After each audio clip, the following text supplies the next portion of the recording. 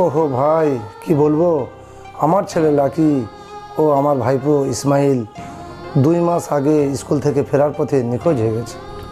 আচ্ছা, এখনো পর্যন্ত কোনো খবর নয়, আমরা খুব চিন্তায় আছি। তাহলে আমি যেটা ভেবেছিলাম সেটা সত্য তাহলে। আর দাদা, আপনাকে চিন্তা করতে হবে না, আপনার লাকি এখানেই আছে, বাগনা নেই, আমার চোখের সামনে আছে। ভাই, আমার ছেলে লাকি এবং আমার ভাইপো ইসমাইলকে একটু ভোগপুর নিয়ে চলে এসো, তাহলে খুব আমার বড় উপকার হইবে। আর এই উপকার আমি কোনো দিন ভুলবো না। আচ্ছা ঠিক আছে, আমি ভোগপুরে নিয়ে যাচ্ছি, আপনি চিন্তা করবেন না, আমি এখনই নিয়ে যাচ্ছি।